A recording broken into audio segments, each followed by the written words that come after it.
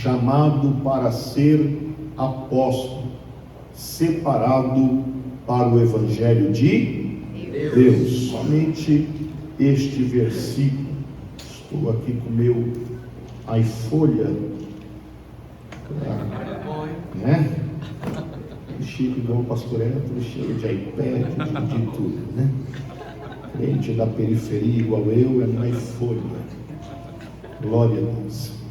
A carta de Paulo aos Romanos, além de ser um tratado teológico, é uma carta de apresentação pessoal, a fim de preparar os crentes ali de Roma para a visita dele àquele lugar, aquelas igrejas, tendo em vista que já tinha se infiltrado naquela ocasião falsos mestres que estavam chegando lá envenenando a cabeça do povo, dos membros, contra a doutrina, contra o apóstolo Paulo, a palavra, a doutrina da qual ele ministrava. Então ele vai escrever se apresentando. Por isso que ele faz questão de mostrar aqui aos romanos as suas credenciais. Aqui é o currículo que ele está apresentando àquele povo, dizendo: olha, estou chegando aí, mas eu quero que vocês saibam quem eu sou. Eu quero que vocês me conheçam primeiro, porque na minha carreira, ou na minha caminhada ministerial, ele está dizendo: primeiro, eu sou servo de Cristo. Antes de qualquer coisa, ele está dizendo, antes de ser apóstolo, antes de ser separado, eu sou servo de Cristo. A caminhada e a carreira cristã começa assim. São os degraus do crescimento, os degraus do sucesso. Primeiro nós começamos a ser servo, depois somos chamados e depois nós somos separados ou escolhido. É a mesma palavra aqui. E nós entendemos e sabemos de cor salteado que servo é aquele que serve, e quem não serve, não serve. É simples de entender esse mistério aqui. Me ajude a pregar nesta manhã no nome de Jesus. Levanta a tua mão direita assim, ó. Dá uma olhadinha para esse mão da direita e vê se é gente boa. Cuidado. Se for gente boa, põe a mão no ombro dele. Se não for, olha para o outro lado e desfaça. Olha para ele e diz assim: servo é o que serve. Agora, se você não serve, você não serve. É o Salmo de número 100. Celebrai com júbilo ao Senhor. Ele continua dizendo no outro verso: servi ao Senhor com alegria. O servo, ele serve a Cristo com alegria. Nós não servimos a Ele por obrigação. Ninguém veio nesta manhã aqui forçado, ninguém veio aqui nesta manhã amarrado, ninguém veio aqui nesta manhã cumprir um protocolo ou bater um cartão de ponto. É o que o salmista diz no Salmo de número 84: nós amamos a tua casa, nós amamos o teu tabernáculo, ó Senhor dos exércitos, porque um dia na tua casa é melhor do que 1000 dias em qualquer outro lugar. Eu não vim aqui porque tinha agenda, eu vim aqui nesta manhã porque eu amo estar na presença de Deus. Eu não vim aqui porque eu tinha que cantar, eu não vim aqui porque eu tinha que pregar, eu vim aqui porque eu amo estar na casa do Senhor, e eu vim aqui para servi-lo com alegria. Aleluia! Ele está dizendo isso. Eu sou servo. Paulo, ele diz em outro texto que ele é um escravo de Cristo. Nós sabemos que o escravo é aquele que tinha um dono, um superior acima dele. Ele fora comprado por um preço, alguém pagou por ele. Lembra do José?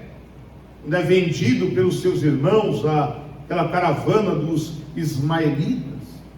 Ele é comprado, depois é levado a um mercado de escravos. E lá nesse mercado de escravos, o Potifar paga por ele. E a partir do momento que o Senhor, ele paga pelo servo, pelo escravo, ele não pode mais se tornar livre, ele não pode mais se redimir por conta própria. Ele não recebe salário, ele não pode pedir demissão, ele não tem direitos, a não ser que alguém pagasse o preço da liberdade. Aí que entra Jesus. E Paulo, escrevendo aos Coríntios, ele diz bem claro que nós fomos comprados por um bom preço. Não foi qualquer preço, foi um bom preço. Você não vale pouco não, meu irmão. Você não vale pouco não, minha irmã. Você vale muito. Você não foi comprado com real, não foi comprado com dólar, não foi comprado por libra esterlina, franco suíço, não foi comprado por euro. A Bíblia diz que fomos comprados por um bom preço. E qual é esse preço, pastor? O sangue de Jesus, que verteu lá na cruz do Calvário. Por isso que eu amo o Evangelho, porque num ambiente como esse, ninguém é melhor do que ninguém. Todos temos a igualdade do preço do sangue de Jesus. Glória seja dado ao santo Deus de Israel. Quando lá na cruz do Calvário o preço é pago por mim e por você. Aí Paulo diz aos Colossenses que Jesus pega a cédula de dívida que era contra nós, ele risca essa cédula e crava na cruz do Calvário. Quando crava na cruz do Calvário, está escrito: Tetelestai, a dívida está paga. O meu servo não deve mais nada, portanto agora é livre. A minha serva não deve mais nada, portanto agora é livre. Aí Paulo continua escrevendo: portanto, agora nenhuma condenação há para aqueles que estão em Cristo Jesus. Não tem mais condenação, porque Jesus pagou o preço da minha e da tua liberdade. Quem acredita, diga alguma coisa para Jesus essa manhã. Então nós somos servos porque nós temos um Senhor. E qual é o nosso Senhor? O nosso Deus, Jesus Cristo, que nos comprou. E nós devemos servir a Ele com alegria, como o salmista expressara, entregando a Ele o que nós temos de melhor, estando disponível para a sua obra, em todo tempo, em todo momento. Lembra da Maria, quando Deus envia o anjo Gabriel para visitar uma moça ainda, dizendo: bendita és entre as mulheres, o Senhor achou graça em ti, Maria. E começa a ministrar ela, dizendo: vai ser gerado no teu ventre o Filho de Deus, o seu nome se chamará Jesus, será o Salvador de toda a humanidade. Ela não está entendendo, não está compreendendo, e está dizendo: eu ainda não sou casada, sou apenas reservada a casamento. José, o meu noivo, pagou o dote, me reservou, mas nada ainda aconteceu entre nós. E o anjo está dizendo: o Espírito vai descer sobre ti, a virtude do Altíssimo vai te envolver. O que vai ser gerado não é da carne, é do Espírito. Imagina um filme passando na mente daquela jovem, sonhos, projetos, tantas coisas para o seu futuro. Mas quando ela entende que é uma mensagem vinda diretamente do trono de Deus, ela diz: cumpre em mim o seu propósito, cumpre em mim o seu querer, porque ela é serva, e quem é servo sempre está disponível para viver os planos de Deus, porque os planos de Deus são maiores do que os meus, os planos de Deus são maiores do que os seus, os planos de Deus sempre serão maiores, os caminhos de Deus sempre serão maiores. E Paulo está dizendo: eu sou servo. E a partir do momento que o servo ele se entrega, a partir do momento que o servo está disponível, a partir do momento que o servo ele se doa, ele vai subindo os degraus do crescimento, ele vai atingindo novos patamares diante de Deus. Lembra quando Jesus está ministrando, batendo papo com os seus discípulos? Esses discípulos atingiram um novo nível, e quando atingiram um novo nível, são discipulados, são treinados servos estão habilitados, Jesus olha para cada um deles e diz: estão aprovados. Então, a partir de agora, não vos chamareis mais de servos, vos chamareis a partir de agora de amigos. Porque amigo, ele está acima. Amigo, ele tem um relacionamento de intimidade com Deus. Lembra do Senhor quando ele vai anunciar a destruição de Sodoma e Gomorra? Por amor a Abraão, o seu sobrinho Ló, a esposa, as filhas estão lá naquela cidade que vai ser destruída. Eu imagino Deus andando no céu, e Deus olhando para a terra e dizendo: a família de Abraão está lá, ocultarei a Abraão aquilo que eu vou fazer, eu vou esconder dele os meus planos e os meus segredos. Quando você atinge o grau de relacionamento de amigo de Deus, a Bíblia diz que o Senhor não faz nada sem antes revelar os seus segredos aos seus escolhidos. Quantos querem ser amigos de Deus? Quantos querem ser amigos de Deus? Ele diz: não vos chamareis mais de servo, agora vos chamareis mais de amigos, porque você está mudando de grau e de degrau para um nível de relacionamento profundo com Deus. Essa é a grande diferença. Na igreja nós encontramos servos, encontramos amigos. Na igreja nós encontramos pessoas que são crentes, e na igreja encontramos pessoas que são cristãos. É diferente. Crente qualquer um é. Aquele que crê em alguma coisa é crente. O espírita é crente. O católico é crente. O macumbeiro, o feiticeiro, ele é crente. Por quê? Ele crê em alguma coisa. A Bíblia diz que até o demônio ele é crente. A Bíblia diz que eles crêem e estremecem. Mas quando você atinge o degrau de cristão, é diferente. Aleluia. O crente, ele só dá glória quando o pregador pede. O cristão não, ele é voluntário. O louvor está cantando, ele não está sentado de braço cruzado, ele se doa, porque ele quer entregar o melhor dele para Deus. Ele vem nesta manhã disponível a entregar aquilo que ele tem de melhor para Deus. Aleluia. O cristão, ele é diferente. Ser crente é fácil, ser cristão é diferente. E Paulo está aqui nesse contexto, porque o cristão, ele anda como Cristo andou. É os pequenos Cristos. O servo, ele é um cristão, é moldado do jeitinho de Jesus, anda como Jesus andou, fala como Jesus falou, ama como Jesus amou, se nega como Jesus se negou. É o cristão diferente. Ele perdoa como Jesus perdoa. Não basta ser crente, nós temos que ser cristão. Paulo, entendendo isso, ele vai passar para uma nova categoria, porque ele apresenta dizendo: eu sou servo de Cristo. Em primeiro lugar, eu sou servo. Antes de eu ser pastor, eu sou servo. Antes de eu ser alguma coisa, eu sou servo. Aí depois que ele diz eu sou servo, agora sim, eu sou chamado. É o que está dizendo aí no verso de número 1.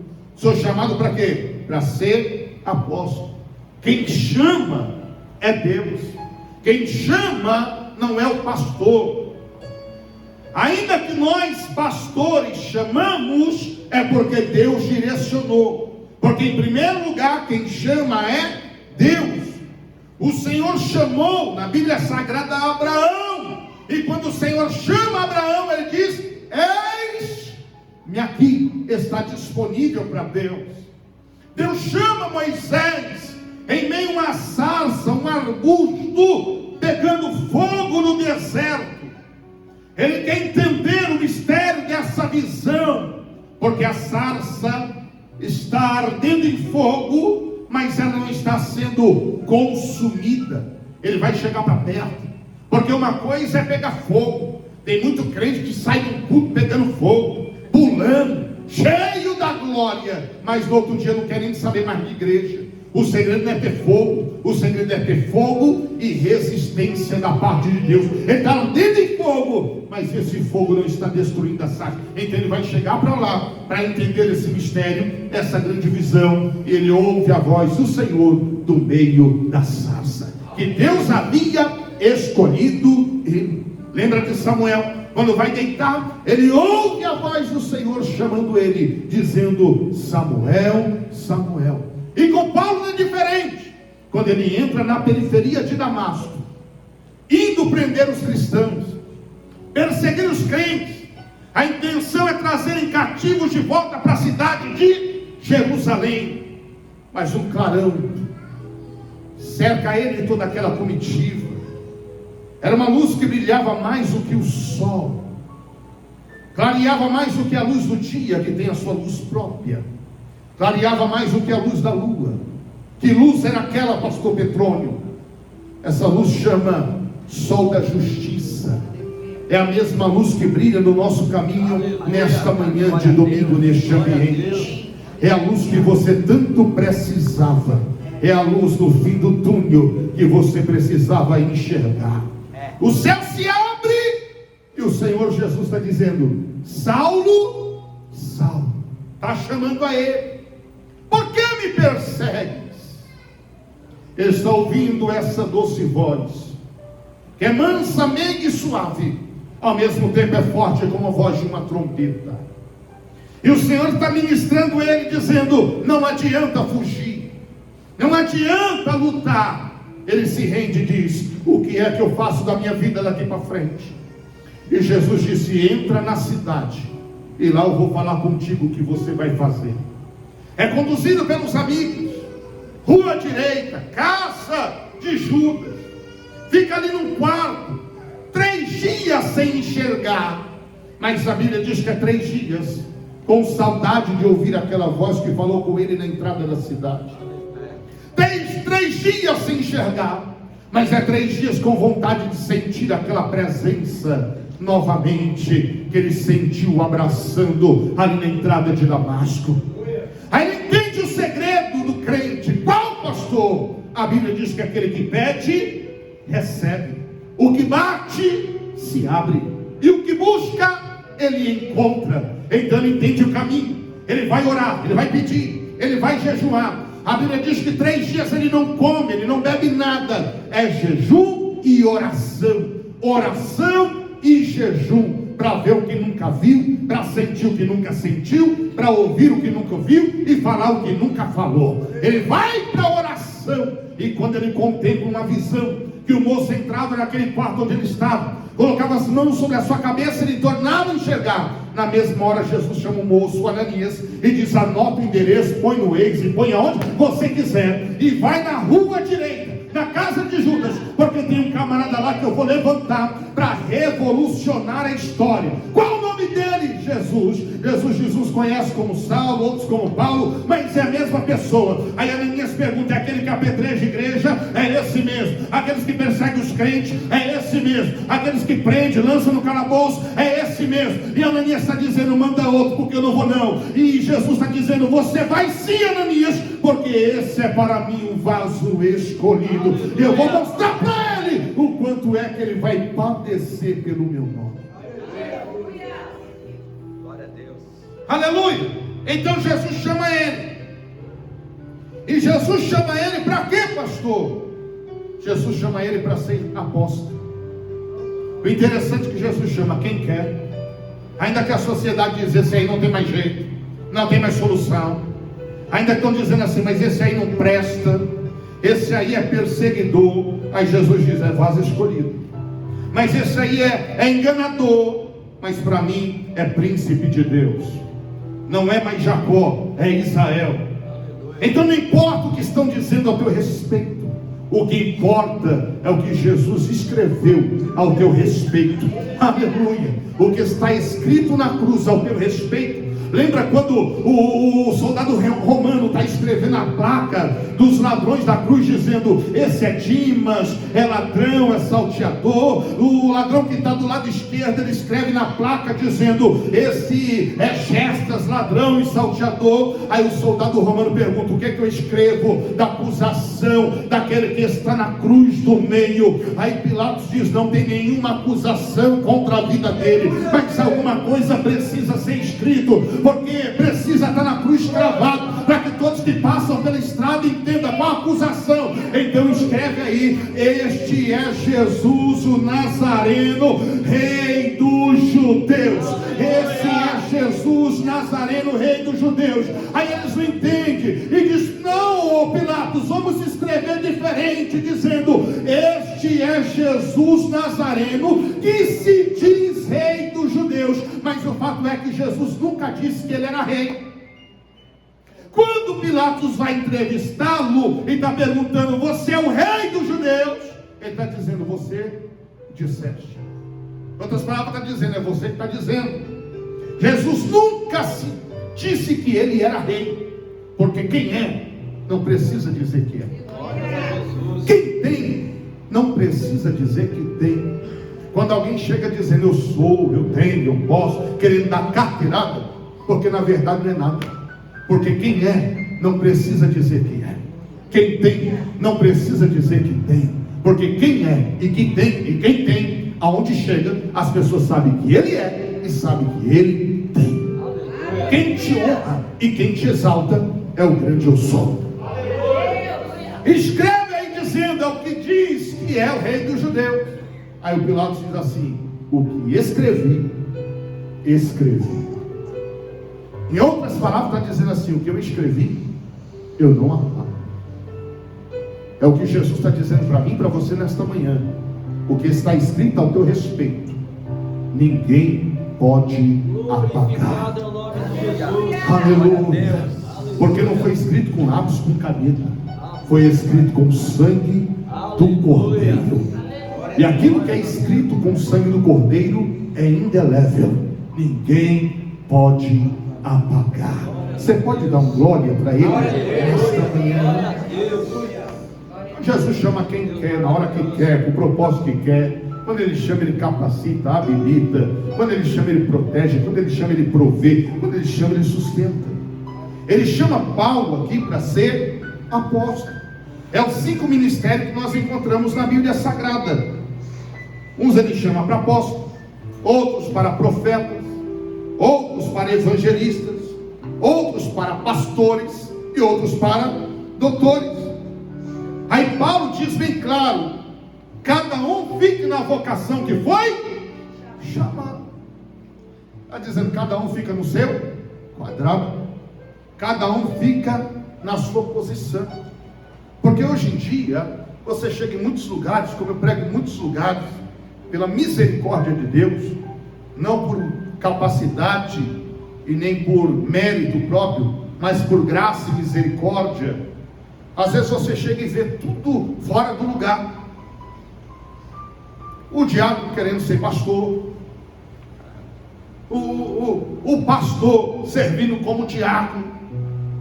E Paulo está dizendo: cada um fique na posição que foi chamado. Foi chamado para tocar? Toca. Foi chamado para pregar? Prega. Foi chamado para cantar? Canta. Foi chamado para trabalhar na recepção? Trabalha. Foi chamado para trabalhar na intercessão? Trabalha. É o seu chamado. E isso não tira o mérito de ninguém. Eu já passei por todas as etapas da igreja, e até hoje eu sou menor na casa de Deus, porque o pastor é tudo. Quando eu assumi o campo que eu estou pastoreando há 3 anos atrás, eu subi na escada para trocar uma lâmpada, os obreiros se assustaram. Disseram: pastor, o senhor trocando lâmpada? Eu disse: antes de eu ser pastor, eu sou servo. Se precisar eu lavo, se precisar eu esfrego o banheiro, se precisar eu fico na porta, se precisar, porque eu estou disponível para a obra de Deus. Não vivo mais eu, é Cristo que vive em mim. E Paulo está dizendo: eu sou chamado para ser apóstolo. E depois que eu sou chamado para ser apóstolo, ele diz: eu sou separado. A palavra separado vem na mesma linguagem do escolhido. Mateus diz que muitos são chamados, as palavras de Jesus, muitos são chamados, mas poucos são os escolhidos. Você é chamado ou você é escolhido? Tem escolhidos aqui nesta manhã? Tem escolhidos aqui nesta manhã? Tem? Glória a Deus. Ele está dizendo: eu sou separado. Separado para quê? Para o Evangelho. Evangelho significa boas novas. Qual o Evangelho? Paulo está dizendo: o Evangelho de Deus. Por que de Deus? Porque Deus é a origem do Evangelho. Paulo apresenta também esse Evangelho dizendo como o Evangelho de Cristo. Por que de Cristo? Porque Cristo é o tema central do Evangelho. Mas ele também chama esse Evangelho de Evangelho de Paulo. Meu Evangelho. Por que o meu Evangelho? Porque ele é o pregador do Evangelho. Paulo, ele recebe essa missão de proclamar o Evangelho, de ensinar as boas novas de salvação. Aí ele abre a boca e diz: se anuncio o Evangelho, eu não tenho do que me gloriar, porque me imposta é essa obrigação.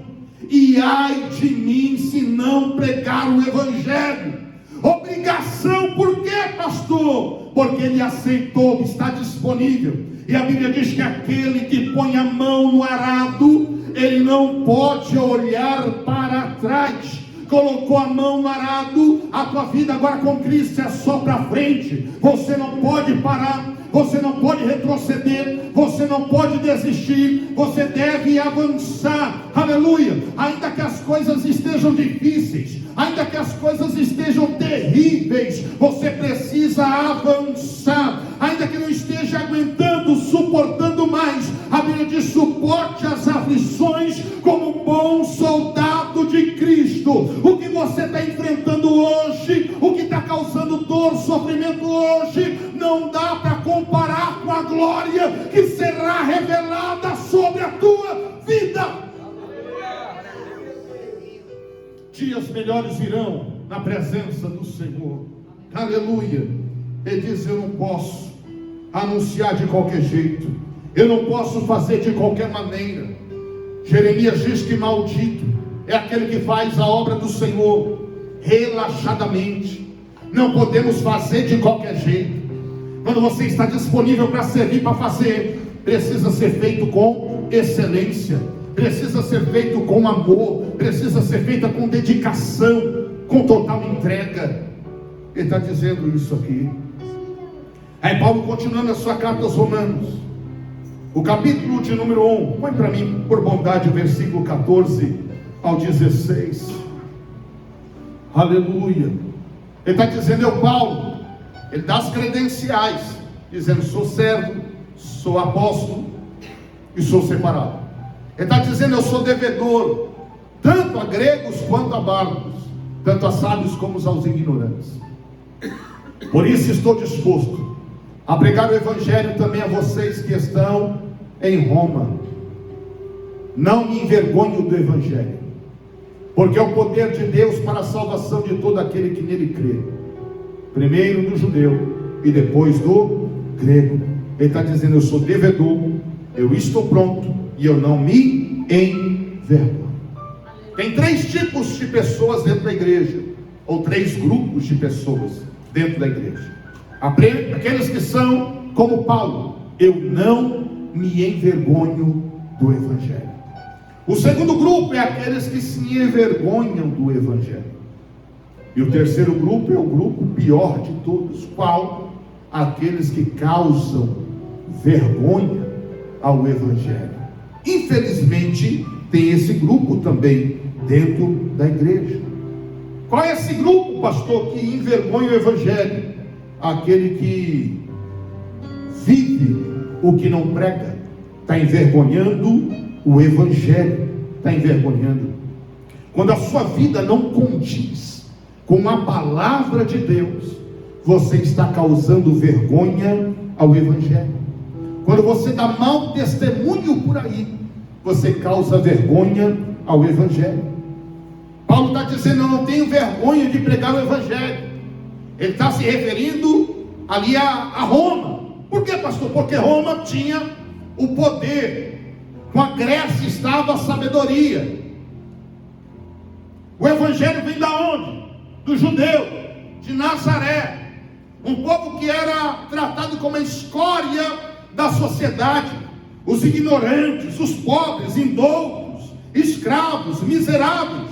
E Paulo está dizendo: eu não me envergonho de pregar esse Evangelho, que é sobre um judeu que veio lá de Nazaré, é sobre um judeu que sofreu a pior morte, que era considerada a morte da cruz, vergonha, símbolo de maldição. A Bíblia diz que maldito seria aquele que fosse pendurado no madeiro. É a morte de Jesus. E mesmo assim, Paulo está dizendo: eu não me envergonho, eu vou pregar esse Evangelho, eu vou anunciar esse Evangelho. Ele está dizendo: a minha palavra, a minha pregação não consistiram em palavras persuasivas de sabedoria humana, mas sim em demonstração de Espírito e também do poder de Deus. Aleluia, aleluia, aleluia, aleluia. Para que a vossa fé não se apoiasse na sabedoria de homens, mas no poder de Deus. Aleluia. Segure na mão desse gente boa mais uma vez. Olha dentro dos olhos dele, olha dentro dos olhos dele. Se estiver brilhando é porque ele está vivo. Oh, glória a Deus. E diz: não tenha vergonha, porque o Evangelho é poder de Deus para a salvação. Oh, aleluia. Diga para ele: não depende da sua sabedoria, não depende da tua capacidade, não depende da sua habilidade. A palavra de Deus diz: abre a tua boca e eu te encherei. É Deus que vai colocar a palavra na tua boca. Sabia que o Evangelho é pregado até mesmo sem você abrir a tua boca? O Evangelho é pregado com as tuas atitudes. Aleluia. Quando as pessoas olham você no teu trabalho, na faculdade, na universidade, elas é homem de Deus, é mulher de Deus, tem um bom testemunho. Você nem precisou abrir a boca e a pessoa está dizendo: eu quero ser igual ele é, eu quero ser igual ela é. É uma boa atitude de servo. Aleluia. Você que é servo, atenda o seu chamado, pois Jesus te separou, Jesus te escolheu. Glória a Deus, aleluia, obrigado. De servo, amigos. Graças, Senhor Jesus. Romanos 8,15, Paulo diz: não vos chamareis mais servos, porque agora o Espírito clama a papai. Foste adotado, recebeste o Espírito de adoção. Não é mais servo, agora são filhos de Deus. Cadê os filhos de Deus? Cadê os filhos de Deus? Oh, aleluia. João 15,15. Ai de servo vai a amigos. Jesus os chamou, Jesus os escolheu. João 15,16. Está escrito: não escolheste vós a mim, foi eu que escolhi a vós. Para quê? Para você dar fruto. Não é para você ficar parado, é para que você vá ter fruto. O fruto permaneça, a fim de tudo quanto no meu nome. Ele está dizendo: pedides ao Pai, Ele vos concede. Levanta as suas mãos. Uma mão é pouca, levante as suas duas mãos. As mãos erguidas é sinal de rendição a Deus. Feche os teus olhos, porque de olhos abertos você só vê o que está à sua frente ou ao teu lado, mas de olhos fechados você pode ver o céu pelo lado de dentro. Se entregue a Deus nessa manhã, esteja disponível para atender o seu chamado, mas antes de tudo seja servo. Ora lá macherecandarabácia, era vendeste gadol eliorando nassa baá. Ora lá macherecandarabácia. Começa a liberar palavras que glorifique e exalte ao Santo de Israel. Se renda a Ele nesta hora, se renda a Ele nesta manhã. Diz: Senhor, antes do meu título aqui de pastor, de presbítero, de diácono, de cooperador, antes do meu título de voluntário, seja qual for o teu título, diz: eu quero ser servo, eu quero ser serva, aleluia, aleluia, eu quero ser como criança, eu quero me entregar por completo. Aquele que quer ser o maior precisa ser o menor, aleluia. No reino de Deus é assim, os últimos serão os primeiros. Jesus te chamou, Jesus te separou, Jesus te escolheu. Você que é servo, se entrega, se renda a Ele. Se coloque de pé no nome de Jesus. Se coloque de pé no nome de Jesus. Se coloque de pé no nome de Jesus. Aleluia. Pode cantar, pode louvar a Deus. Você pode segurar na mão de quem está à tua direita ou à tua esquerda. Você pode. Feche os corredores, pega na mão de quem está do outro lado. Em nome de Jesus. Oh, aleluia. Aleluia. É manhã de coinonia, comunhão. É manhã de relacionamento. É manhã de entrega. Aleluia. Glória seja dada ao Santo Deus de Israel. É o currículo do crente, é esse. Primeiro eu sou servo, depois vem o meu título, e para que eu fui chamado, separado e escolhido. Oh, glória a Deus. Você que é servo, se prepare, porque Deus vai te exaltar, Deus vai te engrandecer. Quando Deus chama Abraão, aleluia, um servo disponível, Deus está dizendo: eu vou engrandecer o teu nome. Você vai ser uma bênção. Em ti todos serão benditos, por causa de você, Abraão. Aleluia. Deus vai abençoar aqueles que estão ao seu derredor. Deus vai abençoar a tua casa, a tua família, por causa de você. Aleluia. Comece a interceder em favor desse irmão que você está segurando as mãos aí, em nome de Jesus. Oh glória, oh glória, oh glória, oh glória, oh glória. Meu Pai, tua palavra diz que muitos são chamados, poucos são os escolhidos. O Senhor chamou alguns para ser vaso de honra, mas tua palavra diz também que existe vaso de desonra. Meu Deus, nessa manhã a tua palavra foi pregada, foi apresentado a Deus o currículo cristão, servo, chamado e separado. Oh meu Deus, em nome de Jesus, sabemos que o Senhor tem coisas grandes para os teus servos, que estão disponíveis para servir a ti com alegria, que estão te entregando por completo, porque o Senhor não recebe nada pela metade. Oh meu Deus, os chamas, os sonhos eu sei por inteiro. Nós iremos diante de ti nesta manhã de domingo, neste dia especial, ó grande Deus, ó grande Senhor.